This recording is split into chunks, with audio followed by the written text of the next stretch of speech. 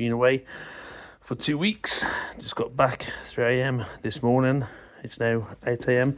When you're a beekeeper, you need to make some really tough decisions. All this stuff needs unpacking. Wife needs help unpacking it all.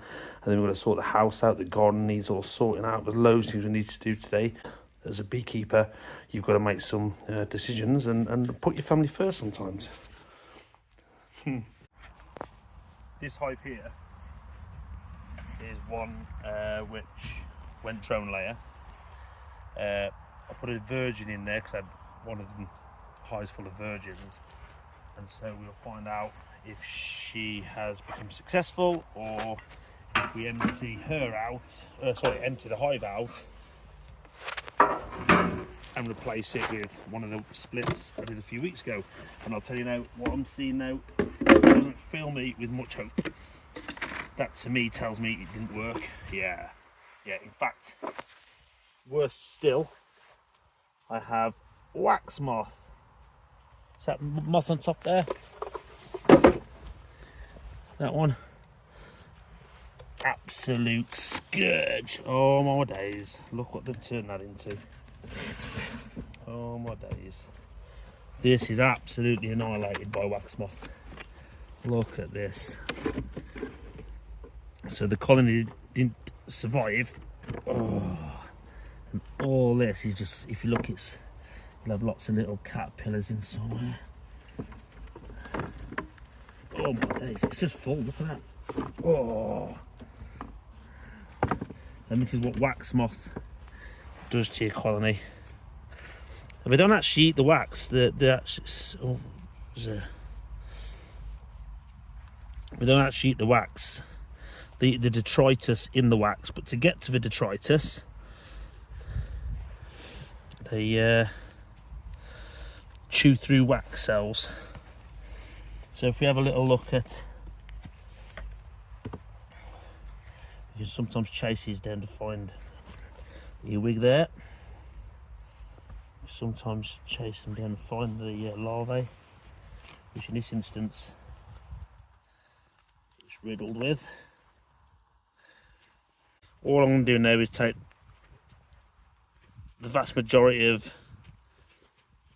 the wax moth damage out, and if I see any wrigglers, little caterpillars, then they'll come out as well. In an ideal world, when I don't have so many colonies, I would wind up freezing these frames with the wax moth damage on, and indeed any others where the wax moth might be. Oh. And then using them. In this instance, what I want to do is put a really good colony in there and let them manage the wax moth, and they should be able to do that. I mean, there's a lot of web in here, but what I'm not seeing, all these wax moth larvae pupating, they would all become wax moths, they would. It looks like I've caught it just in time with a lot of wax moths have got in, or one or two wax moths have got in, laid their eggs, but they haven't yet turned into adults themselves, which is a good place to be. And the bees should fill these gaps in that I'm making here, or they might leave them as vent spaces or whatever they want to do. But oh, there's another wriggler. See him in there moving around. That's all the wax moth larvae. And also check the bottom, so there might be some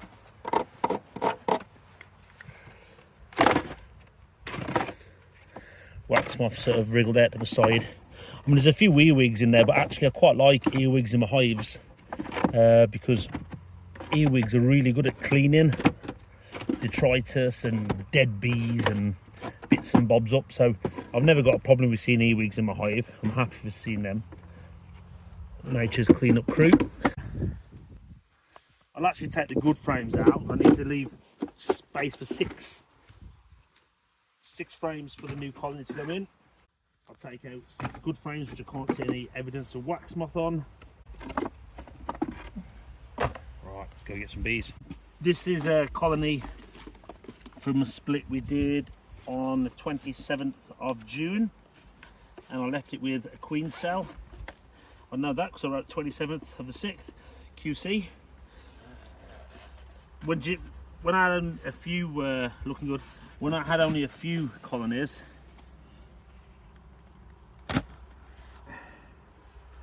I would keep a paper copy of everything I'm doing.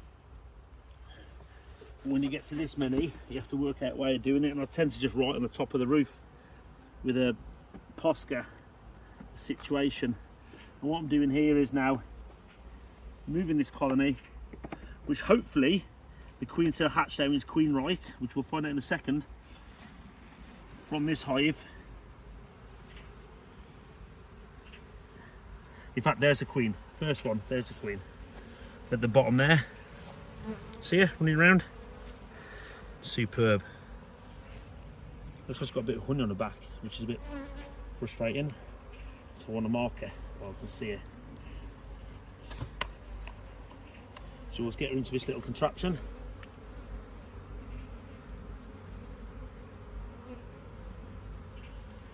Like that. She's running around in there now.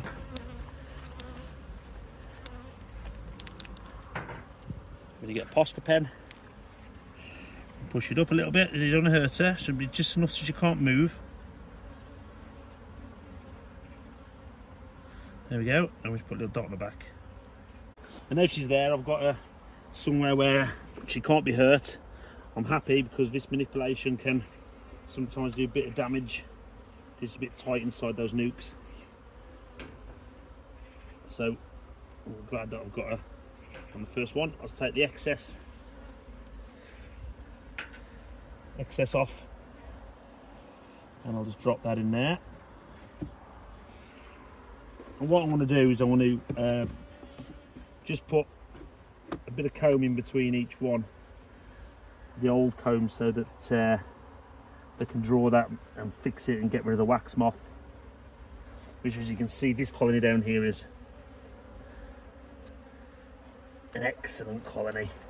Look at that, so it's got brood in there, loads of pollen, brood in the middle, that's that big circle, and around the outside that bulging section's honey, their stores. So this is a perfect frame to just show you how a hive works.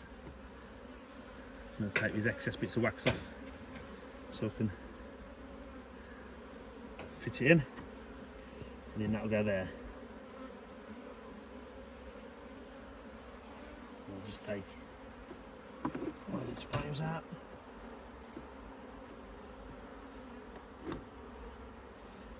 There.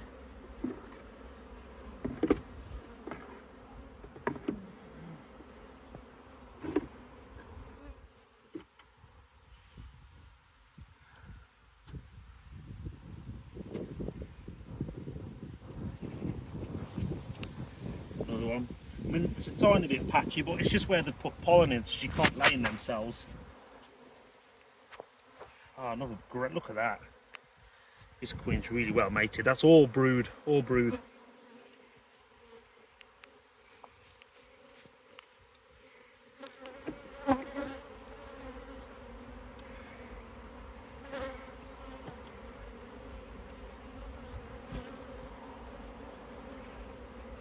Again, look at that slab of brood. We're going to just release her into the hive now. There she goes. There she goes. So she's gone down into the hive now. And she'll quickly start laying in cells which are now available from the previous ones you put in there. And the bees will start working on those wax moth. And that's how you set a new colony up into one that's failed. This is the other one on this site I wanted to check out. Another one which looked like it was drone laying. I run a virgin in on the 20, and another one. The wax moths everywhere, look. You can see one on top. See these horrible grubs? These great big wax moths. Look at the size of them. They're absolutely... Now, wax moths are not a problem to hives if the hive is healthy. But when one goes drone laying or there's something wrong with it, then you get this issue where all these are pupaed wax moth larvae that are about to become moths, and then the next stage will be they would absolutely obliterate this hive. Which is why when you have a problem with a hive, you have to fix it. You can't just leave it. Unfortunately, I realised this was a problem, and then I went on a holiday, and in 2 weeks, this is what happens. And again, I'm just going to help the bees as much as I can, because bees are going to go back in here or removing anything which they would remove. Because for me it doesn't take a lot of energy, but for them it takes a much more energy to clean up. Madness, look at that.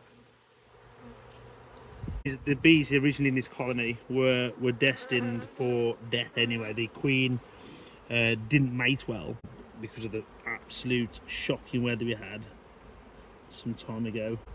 She was laying just drones, and even if you run a virgin in often, once you get to that point, the bees in the colony don't tend to accept any queen of any sort. You put virgins in, you put mated queens in, they tend to just kill them. You have to shake all the bees out and let them try and find a new hive that accepts them in there, and put a new colony in. So this bumping, the wax moth actually, when the pupae use the wood as part of that pupae sort of shell, and so they chew it out and leave that sort of indentation. It's a fine example of when you've had wax moth in a hive. If ever you're buying a second-hand hive and you're wondering what that is, it's when they've had wax moth in that hive. And this is telling me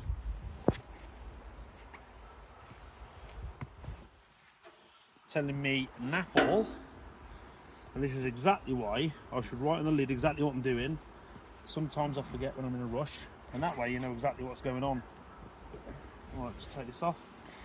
Oh great, so these guys have managed to oops, this plug here, well, I know what happened now. I was worried when I went on holiday that these guys would swarm because they're in this box. So what I did was remove this plug which sits in that hole there. I don't know if you can see it on the camera. And what that does when it sits in, you fill this with syrup and it feeds them. But I was worried that they might run out of space because they were pulling in loads of honey. And so I took off this plug so they could use this up in a section. And by God, they've used it. That is a lot of honey in there. So the queen could be in there as well. So I'll put that up there out the way. We'll deal with that later. I'll take the lid off, which is going to be an absolute mess in here, sure of it, because these have been collecting honey like crazy. Oh my days. Yeah, what a surprise. Honey everywhere. This is going to be a bit of a honey mess, this one. I'm going to put it on the side like that. The important thing is, when the reason why I put it on the side is because if the queen's in there, and I put it flat, could squash her, because the queen could be anywhere. And as you can see, we've got a bit of a situation to sort out here. On the upside, because they've all got the honey, they should be, fingers crossed, a little less aggressive towards me, because they'll be eating instead, since I've wrecked their honey stores. So we'll gently pull this out, see what we got. Right, so we have a lot of brood there, so it's a good colony, excellent. It's a very strong colony. There's a wasp in there somehow already. Must have smelt that honey and got in there quick. They'll make short work of that. And we'll just be doing constantly the queen on there, but same thing as we did the other, and take this excess off the bottom.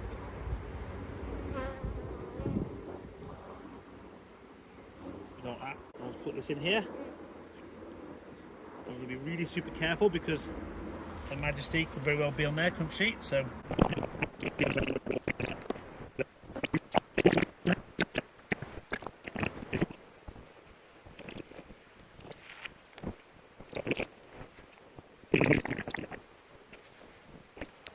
they've just packed.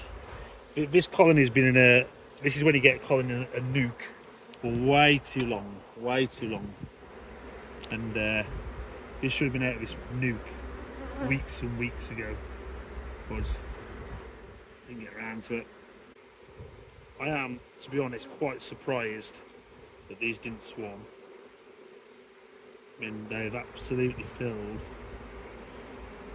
every possible space that they've had. And usually when they run out of space, they go into swarm mode because they need to make a new colony somewhere else because they've got more space left. And then we're going to smoke them off somehow if the smoke is still lit.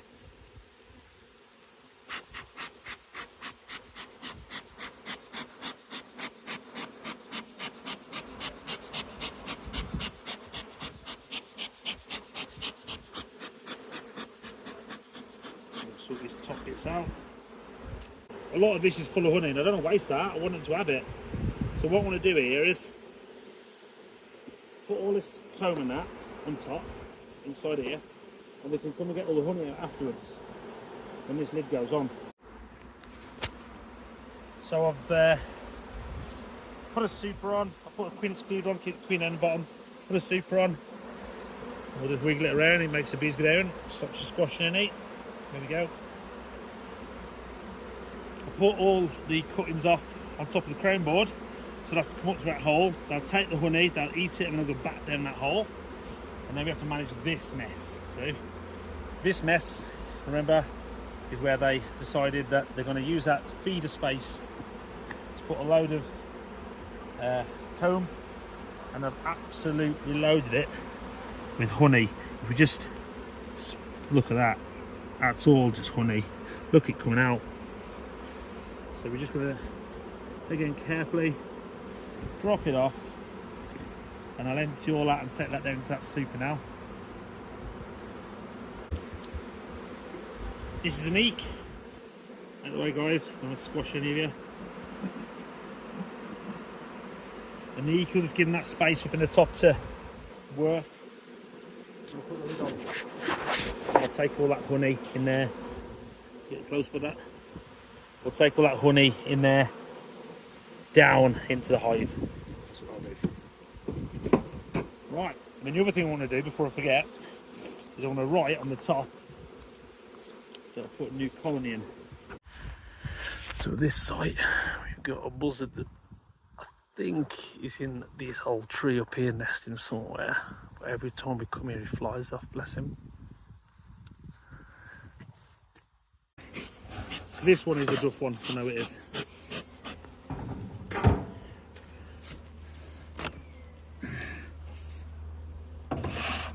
Let's hope I've got to it before the wax moth have. Yes, I have, good. Seemingly very calm, seemingly busy hive. But when you start taking it apart, you'll see they're all our drones, massive eyes.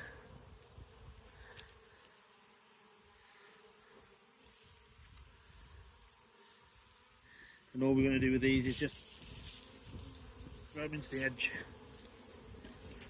work through.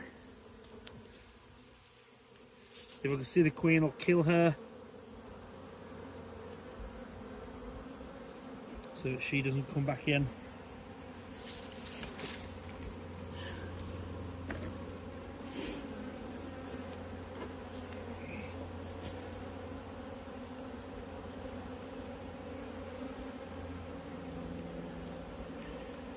And this is one of the, in fact I'll show you in a second, this is in the early stages of the ones we saw earlier. But look at all this, you know what that is? Wax moth. All this bit of webbing has just started. See, give us another week or two and this will be absolutely full of wax moth. There he is, little thing running around there, look. See him just there on the end of my thing, I was squashed him. So I'm just going to go to the hive now, get rid of all the bees, get rid of all the wax moth, put the new colony in out of this box here. And that's it.